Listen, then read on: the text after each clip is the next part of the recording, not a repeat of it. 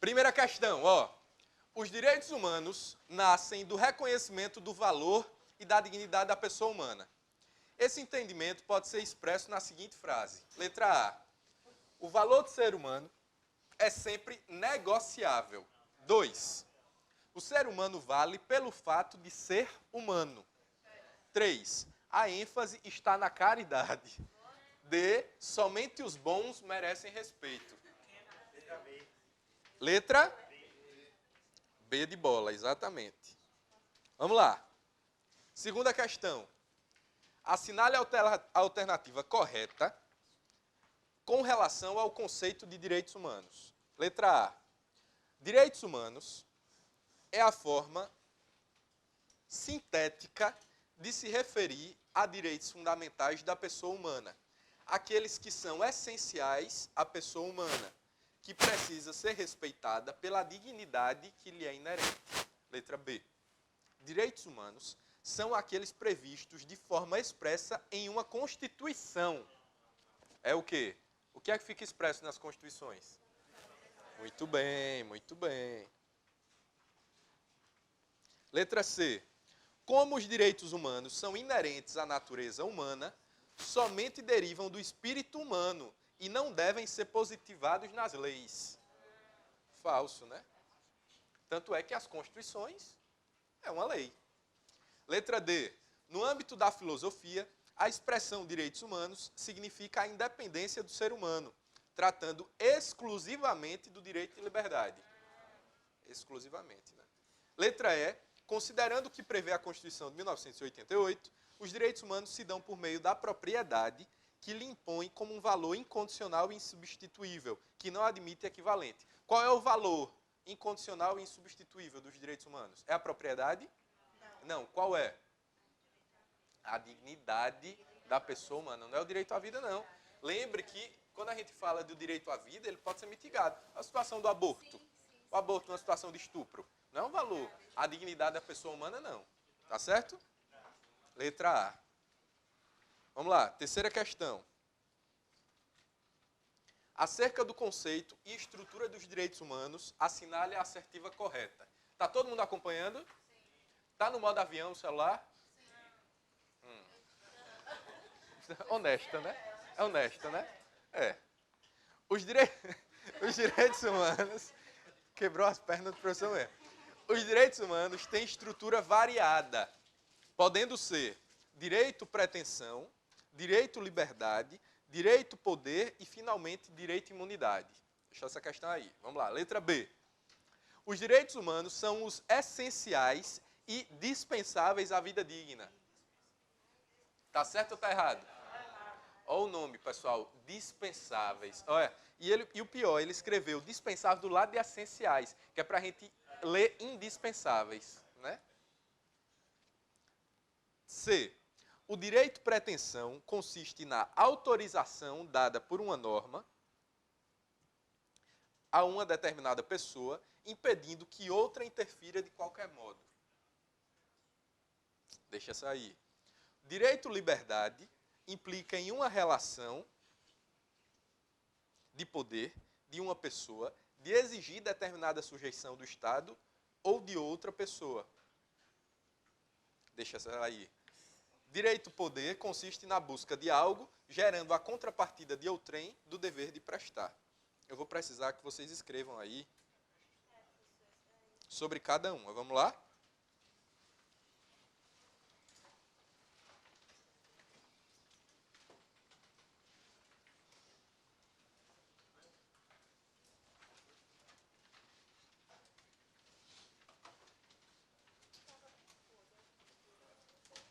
Vamos lá? Escrevam aí. Direito pretensão. O que é? Direito pretensão. Direito pretensão. Coloquem aí. Consiste na busca, direito pretensão. Consiste na busca de algo.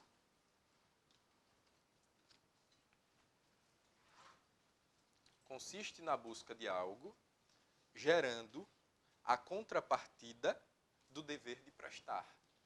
consiste na busca de algo, gerando a contrapartida do dever de prestar.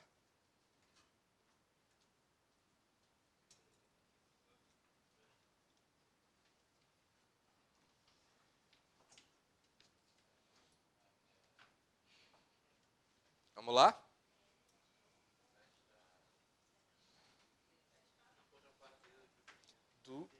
Do dever de prestar.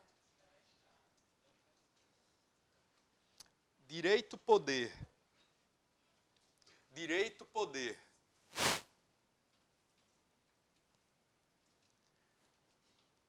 Consiste na relação de poder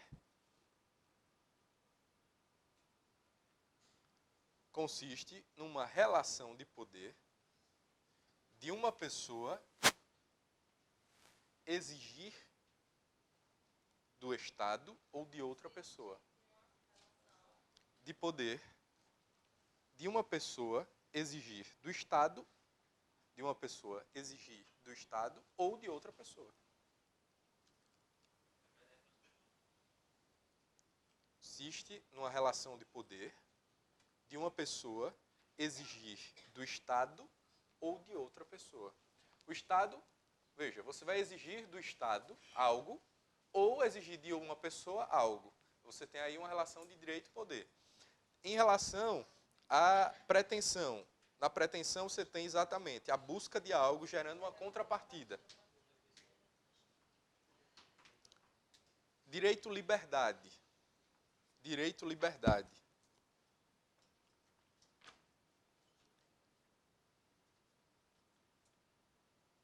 Direito-liberdade. Abstenção do Estado. Abstenção do Estado na sua esfera de liberdade. Abstenção do Estado. O que é abstenção? O Estado não fazer, não se meter, não interferir. Abstenção do Estado na sua esfera de liberdade.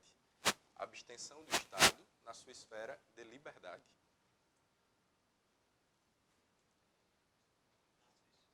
De liberdade. Na sua esfera de liberdade. Então, ó, os direitos humanos podem ser tanto, pessoal, direito de pretensão, ou seja, você dizer, olha, me dê algo. E aí, nesse momento que essa pessoa dá algo, ou que o Estado dá algo, gera uma contrapartida. Você é obrigado a corresponder àquilo. Por exemplo, o Estado dá segurança pública. Em contrapartida, você deve obedecer às regras. Certo? Ainda, direito e liberdade. É quando você diz, Estado, não interfira na minha liberdade. Direito e poder. É o momento em que você tem poder enquanto cidadão e deve ser respeitado, portanto. E, finalmente, direito e imunidade, que é, mais uma vez, uma abstenção do Estado. Só que é uma abstenção do Estado não se intrometer na sua vida.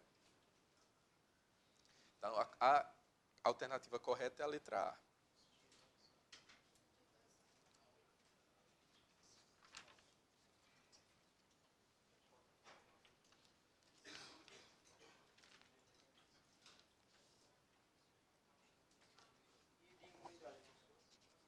Na vida. Abstenção do Estado na sua vida.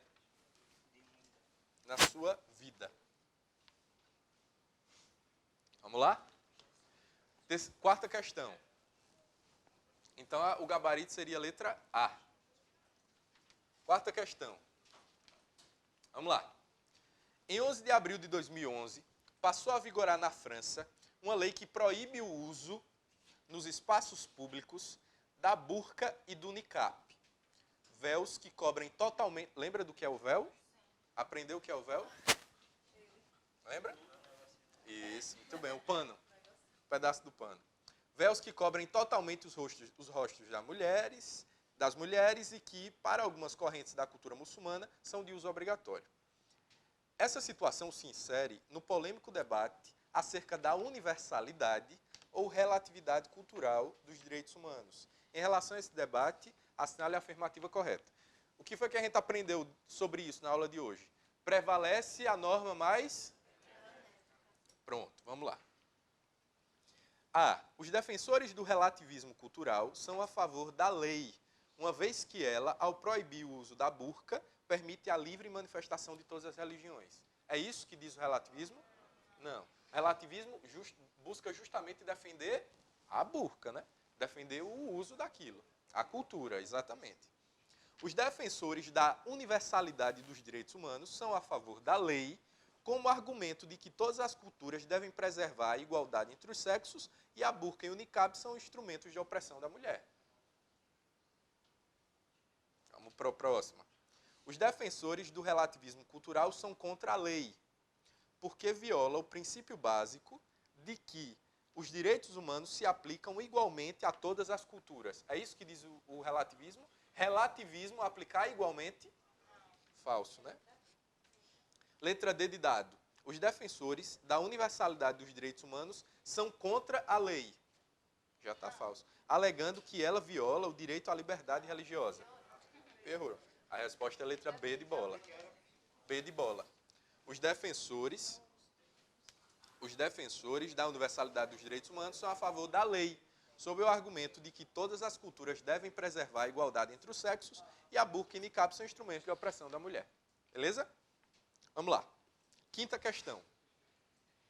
Os direitos humanos podem ser exercidos simultaneamente e encontram limites nos outros direitos igualmente consagrados na Constituição. Assim, pode ocorrer um conflito entre direitos e, nesse caso, é preciso uma solução coerente que harmonize ambos os direitos. Esse conceito representa a seguinte característica dos direitos humanos. A. Limitabilidade. B. Complementariedade. C. Relatividade. D. Interrelação. E E. Indisponibilidade. O que é que vocês acham? Vamos lá.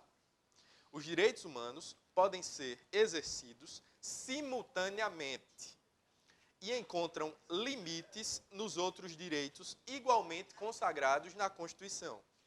Assim, pode ocorrer um conflito entre direitos e, nesse caso, é preciso uma solução coerente que harmonize ambos os direitos. O que é? Letra C de casa. Relatividade. Varia de acordo com a situação específica. Letra C de casa.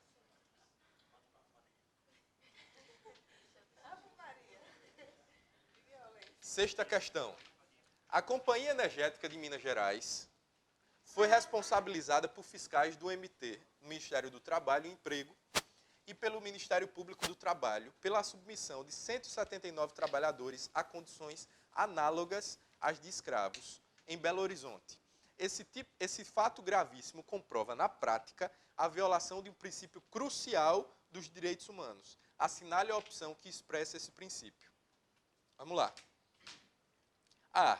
O princípio do relativismo cultural determina que o trabalho forçado seja combatido apenas nos países onde a legislação defina tal conduta como ilícita.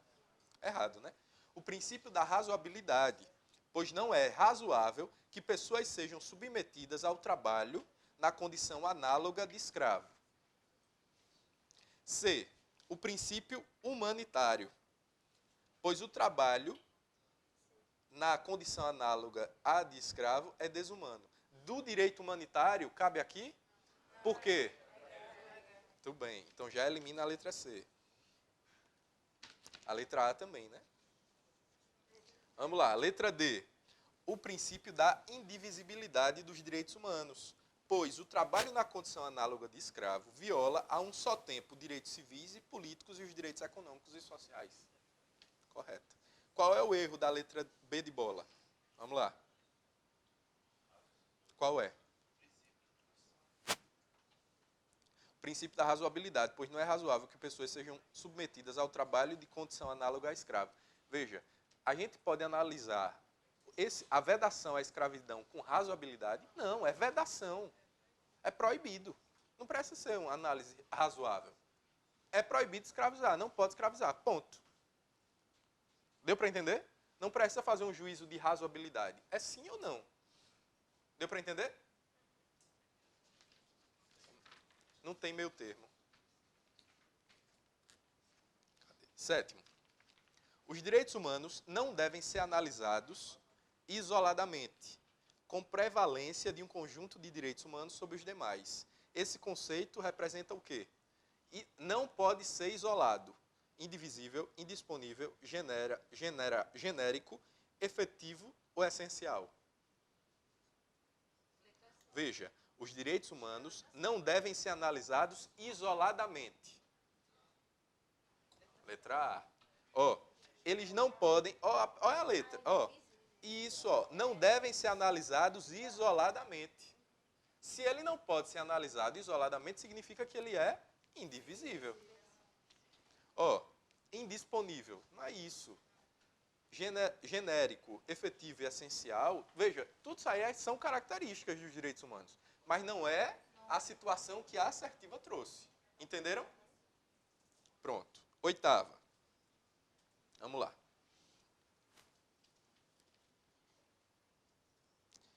Letra A. O historicismo é característica inerente aos direitos humanos, o qual determina a possibilidade de que tais direitos sejam reconhecidos e posteriormente suprimidos, conforme a evolução do pensamento humano.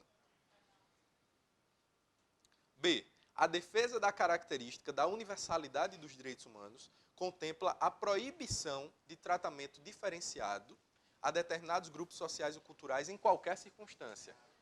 Pessoal, o que eu estava inclusive falando para o colega agora. Quando a gente fala de igualdade, a gente está falando de um tratamento diferenciado para buscar a igualdade. Quando, por exemplo, os direitos humanos defendem a utilização de ações afirmativas, das cotas. Cotas não é uma situação em que você tenta tratar os desiguais à medida das suas desigualdades, buscando o princípio da isonomia, da equidade, exatamente. Deu para entender? Então você tenta tratar os desiguais na medida das suas desigualdades. Olha o que a assertiva está dizendo aqui, a proibição de tratamento diferenciado em qualquer circunstância. Está errado, né? Letra C. Sobre as características dos direitos humanos, é correto afirmar que a irrenunciabilidade reconhecida aos direitos humanos significa a impossibilidade de que o seu titular abra mão de direitos previstos em tratados internacionais, os quais, entretanto, podem sofrer restrições por lei ordinária, conforme o ordenamento jurídico de cada país.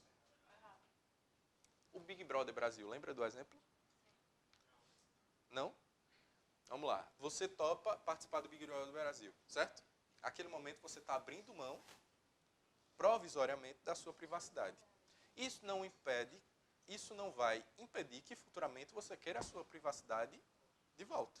E aí, ela, por exemplo, não pode entrar na sua casa, invadindo sua casa, depois que você sai do Big Brother e diz, olha, estou entrando. Por quê? Porque você abriu mão anteriormente e você vai perder para sempre sua privacidade. Não é assim, tá certo? Ou seja, é uma situação pontual. Você pode abrir mão, mas depois não exercer é diferente de renunciar. E a letra D. Os direitos humanos são caracterizados pela indivisibilidade e complementariedade. Indivisibilidade e complementariedade, certo? De forma que compõem um único conjunto de direitos, certo? Cuja observância deve ser sistêmica, certo? E lastreada pelo princípio da dignidade da pessoa humana. Perfeita, perfeita. Letra E. A imprescritibilidade dos direitos humanos determina a inexistência de prazo para ajuizamento de ações em face do Estado a respeito de eventuais violações. Vejam bem, imprescritibilidade, anotem aí essa observação, isso é extremamente importante. A imprescritibilidade dos direitos humanos, a imprescritibilidade dos direitos humanos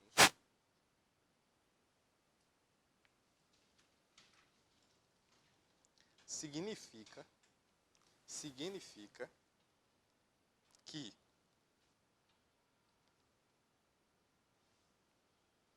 as normas de DH,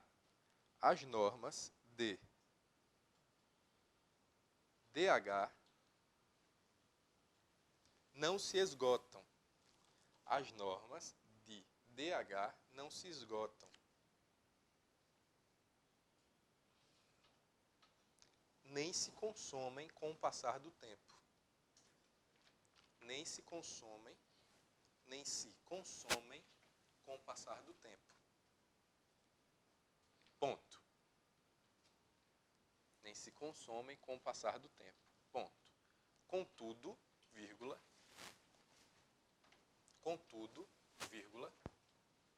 isso não significa, isso não significa a inexistência de prazos processuais. A inexistência de prazos processuais. Contudo, vírgula, isso não significa a inexistência de prazos processuais. Entenderam qual é a questão? Veja bem, significa que os direitos humanos não se acabam processuais. De prazos processuais. Então, veja, a inexistência de prazos processuais é uma coisa. Outra coisa é você dizer que os direitos humanos não podem ser prescritos. Tá certo? Deu para entender? Pronto. 9. São características dos direitos humanos. Vamos lá. A. Prescritibilidade, ou seja, possuem prazo para sua vigência. Isso é característica? Universalidade é característica? Sim. Sendo destinado apenas à proteção das minorias étnicas, as quais são historicamente perseguidas. Isso é verdade? Não.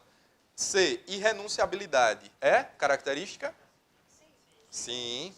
Em nenhuma hipótese é assegurado sua renúncia pelo detentor. Isso está certo? Certo. Pessoal, não confundam renúncia com não exercer. Renúncia não pode nunca. Outra coisa é você decidir não exercer. A situação do Big Brother, ele está renunciando os direitos humanos dele? Não, ele só não está exercendo. Renunciar é dizer, eu não quero mais nunca, eu não vou usar mais nunca. Isso não pode. Deu para entender? Letra D. Efetividade, ou seja, o poder público deve garantir tais direitos, sendo vedado qualquer atuação coercitiva. Letra E. Inviolabilidade, onde apenas leis complementares podem tratar de matéria contrária aos direitos humanos. Ou seja, errado. Qual o gabarito? Tudo bem. 10º. Na evolução histórica dos direitos humanos, surgem o que se convencionou denominar de gerações de direitos, que representam a valorização de determinados direitos em momentos históricos distintos. Assim sendo, assinale a alternativa que contempla direitos pertencentes à primeira geração de direitos, dos direitos humanos. A. Direitos econômicos e igualdade. Vida e liberdade. Direitos trabalhistas e previdenciários. Direitos civis e direito à paz. Fraternidade e direitos sociais. Vamos lá. Direitos econômicos e direito de igualdade. São de que geração? Segunda, muito bem. Vida e liberdade. Primeira. Direitos trabalhistas e previdenciários. Segunda, muito bem. Direitos civis. Primeira. Direito à paz. Terceira ou quinta. Terceira ou quinta. Muito bem. Fraternidade. Terceira. Direitos sociais. Segunda. Alguém tem dúvida sobre essa colocação dos direitos? Olhem na tabelinha. Direitos civis e políticos, primeira. Direitos sociais, econômicos e culturais, segunda. Direito de terceira geração, direitos difusos e coletivos, fraternidade e solidariedade. Quarta geração, o quê? Tecnologia. Quinta, bioética e a paz. Pronto. 11. São exemplos de direitos econômicos. A. Ambiental e direito do trabalhador. B. Segurança individual e direito do consumidor. C. Transporte integrado à produção e pleno emprego. E D. Meio ambiente sadio e assistência e previdência social. E aí? Vamos lá? Tentem responder. Qual a resposta? Direitos econômicos. Vamos lá. Direitos econômicos são direitos de que geração? Segunda. Então você já usa essa dica. Direito de segunda. O que não for de segunda geração, você já elimina. Aí.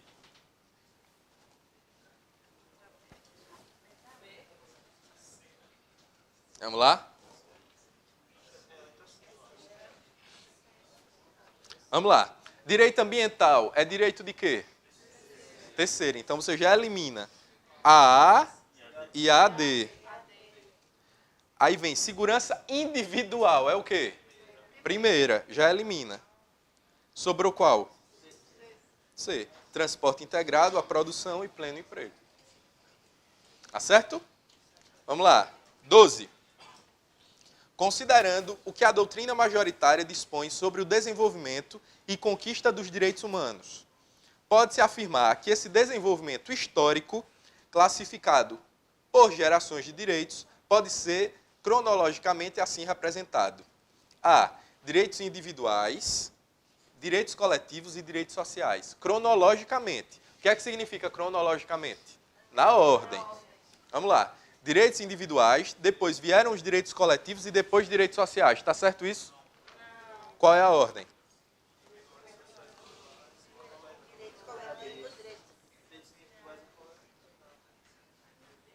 Letra B.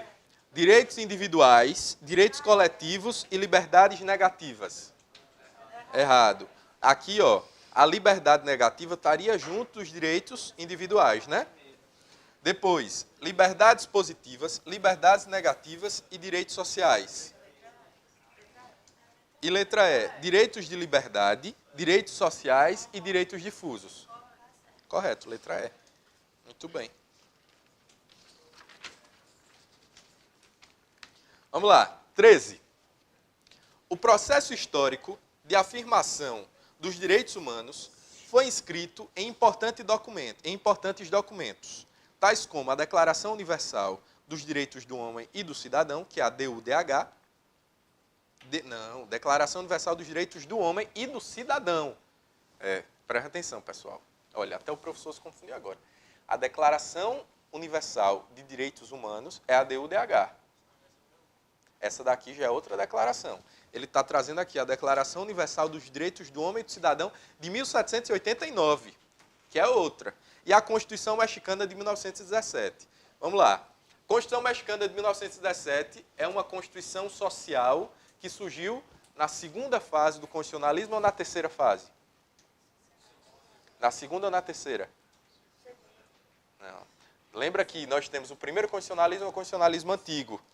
Depois o clássico, que é da Revolução Liberal. Depois o social. E aqui tem a Constituição Mexicana. Qual é o ponto forte da Constituição Mexicana? Reforma agrária.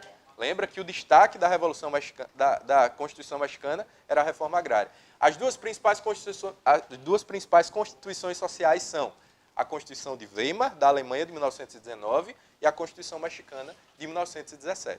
Tá certo? Desse processo, é possível inferir que os direitos humanos são constituídos por, ao menos, duas dimensões interdependentes e indivisíveis. Vamos lá. Interdependentes e indivisíveis. São elas, vamos lá, direitos naturais e direitos positivos, direitos civis e direitos políticos, direitos civis e políticos e direitos econômicos e sociais. E letra D, direito público e direito privado. Qual é? C. Exatamente. São exatamente o quê? Os dois pactos, né? Pactos de direitos civis e políticos e depois o Pacto Internacional dos Direitos Econômicos, Sociais e Culturais, o PIDESC. Beleza? Letra C de casa. Alguma dúvida? Estão tendo muita dificuldade em responder? Então, sejam honestos. Veja, vocês acham o que é que falta aqui para a gente conseguir responder essas questões? Atenção e revisão. Vocês concordam? Algo aqui deixou de ser trabalhado? Não, não. O que vocês precisam atentar aqui, de fato, é teste. É se propor a teste. É responder questões. Mas não adianta ir responder questão se nunca revisou o assunto também. Precisa estar sempre revisando o assunto para estar preparado para depois, exatamente, para depois responder as questões. Beleza? Vamos seguir. 14. Vamos lá. Ninguém poderá ser detido, preso ou despojado dos seus bens, costumes e liberdades, senão em virtude do julgamento de seus pares, segundo as leis do país. O texto transcrito é um trecho da Magna Carta, proclamada na Inglaterra no ano de 1215. Lembra que eu falei para vocês que tem muita questão de história também? Este importante documento é apontado como um marco na afirmação histórica dos direitos humanos. Dentre outras razões, por quê? Pronto. Eu preciso que vocês anotem no caderno essa observação que eu vou dizer agora. Anotem aí.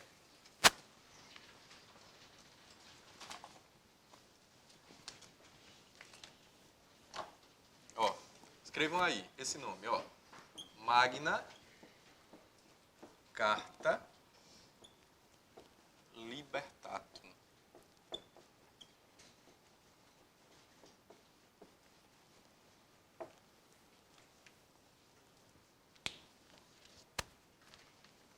Magna Carta Libertatum.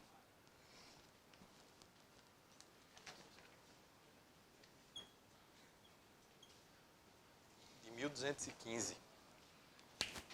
Magna Carta Libertatum. Magna Carta Libertatum. Escrevam aí. Outorgada